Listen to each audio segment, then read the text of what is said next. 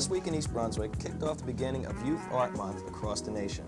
We'll start by taking a look at the exhibits set up by the schools with Kenneth Koppell, Supervisor of Visual and Practical Arts.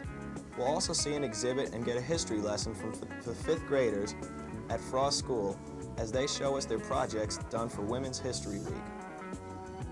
With our regular features, Ken Shalhoub discusses causes and solutions to problems with pet allergies. On Kids Comments, Billy Cohen reviews the book A Rag, a Bone, and a Hank of Hair. Also, consumer advocate Adrian Eisner will give us some tips on what to look for when using the Yellow Pages. And we'll end with our Township Council review. This and more all coming up on This Week in East Brunswick. Now for a look at next week's Channel 8 schedule. Monday at 10 a.m. and Wednesday at 2:30 and 7 p.m., Lenore Kulik gives some great exercise tips for men on Look Great, Feel Great. At 10:30 a.m. and Wednesday at 8 p.m. on our American Indian Artist Series, we'll see Medicine Flower and Lone Wolf, a PBS production. And at 11, This Week in East Brunswick. Tuesday night at 8 p.m. starts Channel 8's coverage of live township budget hearings. The hearings will be cablecast live from the meeting rooms at the library and recast on Saturday at 9:30 a.m. Wednesday at 3 p.m., it's stories read by children's librarian Carol Phillips. At 7:30, Dolly Vasta interviews piano craftsman and restorer Russell Sura. Thursday at 7 and 8 p.m., a new week's worth of news on This Week in East Brunswick. At 7:30, Sports Talk host John Megliero interviews race car driver Jacques Boucher. And at 8:30, stock mutual funds are discussed with Paul Hansen and his guests Michael Gould and Stacy Gallick on You and Your Money.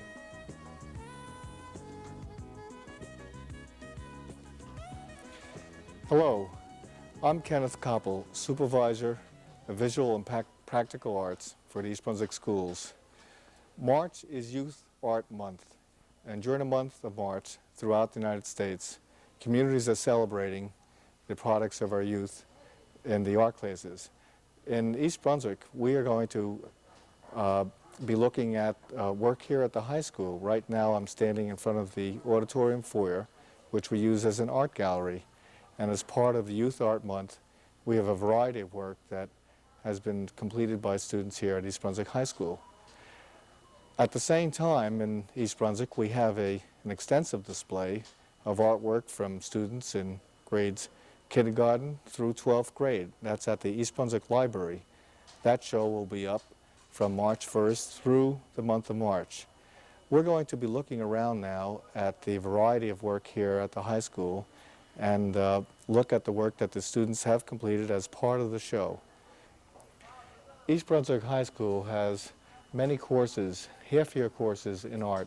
Students may take a variety of art courses from commercial art, figure drawing, jewelry, ceramics. The drawing that you're looking at is a typical quick charcoal sketch done in a figure drawing class. Students in this half-year course do a variety of poses from figures, from models, and they use watercolors, pen and ink, and primarily charcoal in doing quick sketches. This is a pen and ink drawing done in an illustration class. Students here researched various animals, and from their research then made up a drawing using primarily the stipple method. Use India ink with fine pen nibs, and each student, some made fantasy animals and some made rather realistic drawings. At the end of the semester, students in the intro to illustration classes had to complete a project for the final exam. In this particular case, they made a collage, and from the magazines and some painting and drawing, they made self-portraits of themselves. This self-portrait by Amy Coccavelli is typical of the work produced by the students.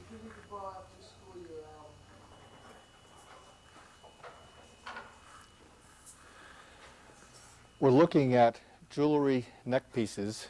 These students have had a half year of jewelry, or jewelry workshop students. And in this particular assignment, the students work with metal, leather, and a found piece such as feathers or rivets, stones, however they wanted to incorporate it into a design. It's interesting, as you can see, by the variety of things done by the students, the variety of neck pieces, and the ingenious ways that they incorporated the different objects.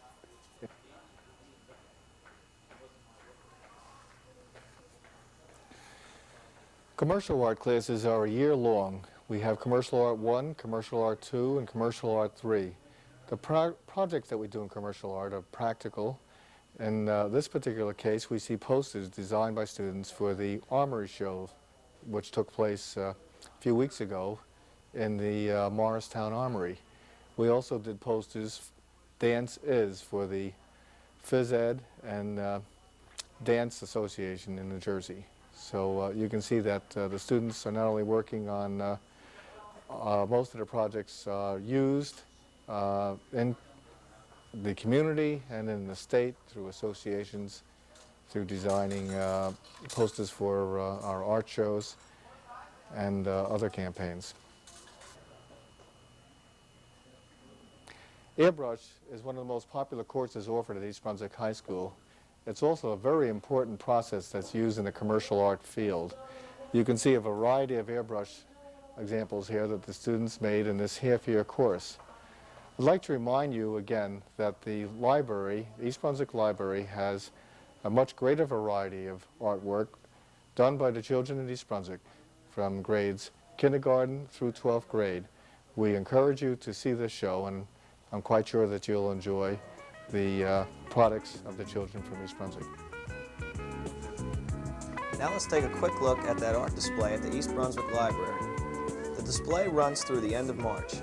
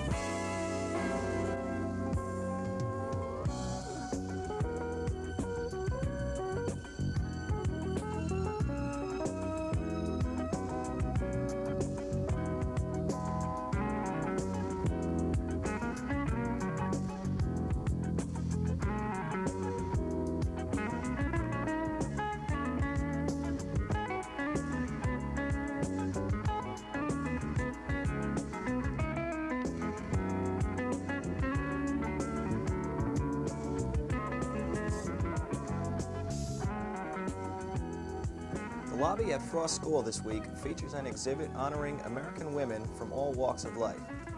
As a project for Women's History Week, students from Mrs. Patricia Pember's 5th grade class constructed dioramas on the 77 women from America's past to present, representing such diverse fields of endeavor as civil rights, medicine, and the arts. A few of the students explain their projects. Sacagawea was an American Indian woman who was born in 1787. She thought of herself to be of little importance. She had ambitious dreams of seeing things nobody has ever seen. She was modest, brave, and loyal. She was important because she had great courage to go on a long journey with many American soldiers and Meriwether Lewis and William Clark, otherwise known as Lewis and Clark, to claim land for them. On the way, she fought wars, and the Americans seemed to win because of her. Finally, Lewis and Clark claimed the land. They said we couldn't have done it without her. She died in 1884 at 97 years old. Grandma Moses was an American primitive painter. She started painting when she was 76 and remained healthy and able to paint until close to her death. She learned to paint without any lessons. She lived in New York State. There, she painted scenes of rural life. These artistic paintings were based on the memories of her own youth in the late 1800s.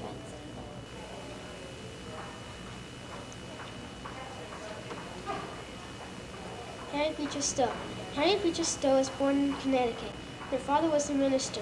The family later moved to Ohio, where she married and met a lot of people she used as characters in her book, Uncle Tom's Cabin. She became famous overnight when this book about fugitive slaves was published. The book made the bad feelings between the North and the South, which led to the Civil War, even worse. Mrs. Stowe's name became hated in the South.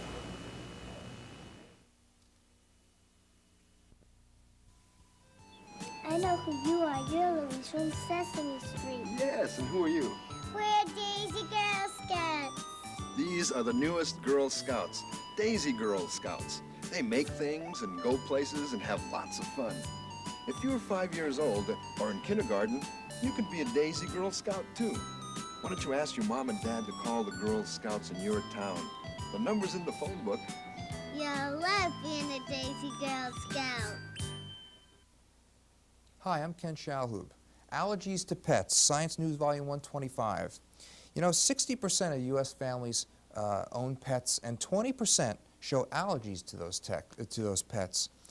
For most animals, the specific proteins that initiate the allergic response in humans have yet to be pinpointed, according to some groups that are doing research, though recent studies hint that the noxious agents are as prevalent in saliva or urine as they are in the animal pelts. One of the problems is that while removing the animal from the home, which can be a very traumatic thing, living with bronchial asthma can even be more traumatic. But as psychiatrist at the University of Pennsylvania, Aaron Katchner, says such a policy of removing the pet is in a certain sense unrealistic because there's a very strong psychological bond between the family and the pet. So he recommends a meticulous house cleaning and restricting the animal to certain areas, such as don't let the animal sleep on your bed, and don't let the animal come on the furniture where you have close contact with that furniture. So the point is that if you have a pet and a member of your family is allergic to that pet, try to restrict the pet to the areas that the pet goes, keep your house as clean as possible, and chances are the person can live with the allergy and still enjoy the pet, because most times the people simply don't want to give up their pet. We develop very strong psychological bonds. So thanks for watching Health Facts.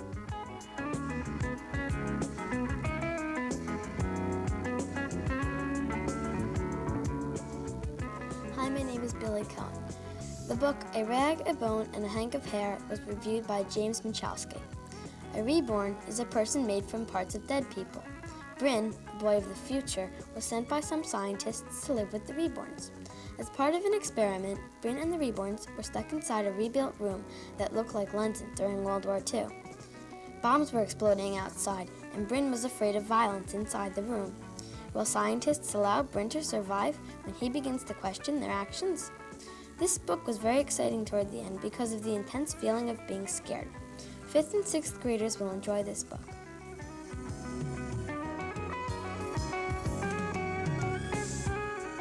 Hello, and welcome to Consumer Aware. I'm Adrienne Eisner of the East Brunswick Consumer Affairs Office. Many of us often use the yellow pages of the telephone book for shopping. Today we're going to be talking about some tips you should follow when you let your fingers do the walking. First of all, ask questions. You should request information that may not be included in the ad. Ask for the names of the persons to whom you speak and where they may be reached in person. Inquire about estimates and contracts, prices and credit details, service and repairs, guarantees, warranties, and licensing. Read the ad carefully. Do not look at size alone. Scrutinize the factual information contained in the ad. Investigate such terms as authorized, certified, licensed, and guarantees. These have specific meanings which should be understood by the buyer. Ask the advertiser to explain these terms to you. For example, what are the conditions of the guarantee? What is the advantage of dealing with an authorized dealer? Shop around, get several prices, compare quality and terms. Consult other consumers, neighbors, and friends wherever possible. Ask the company for references from satisfied customers. Study any contract before you sign it. New Jersey Bell, as publishers of the Yellow Pages, states that they will not knowingly accept misleading or unethical advertising. If wording not meeting its standards is found, they will investigate.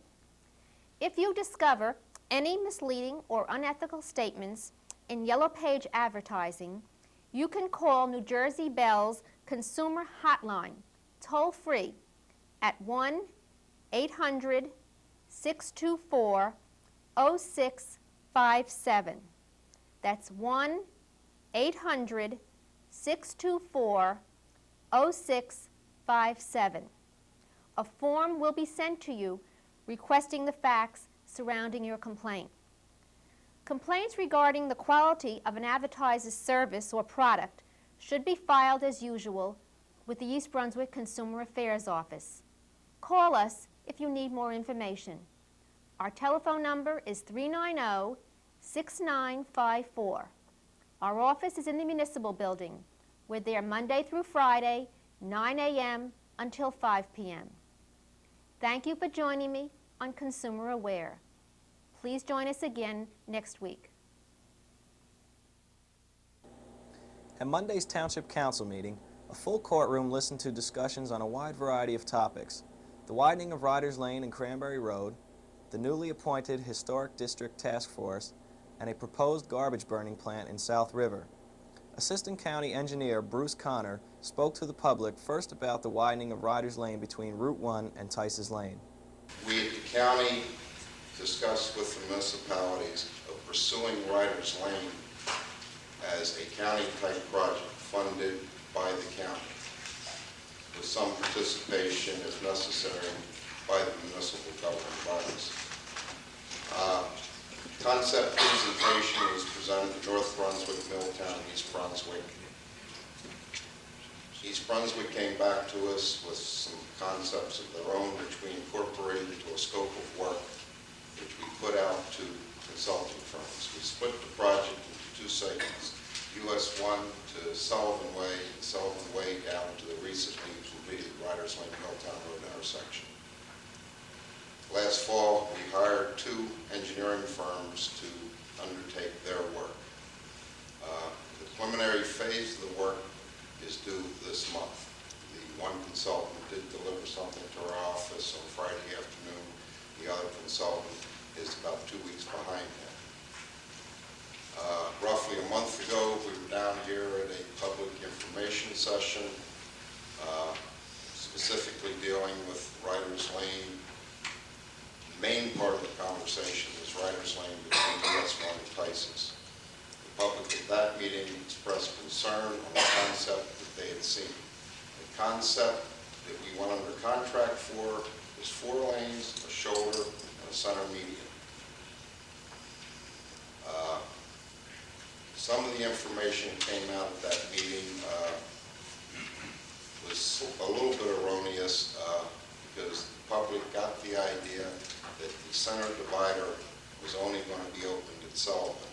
That's not correct. It will be opened at the other intersections with Ryder's Lane.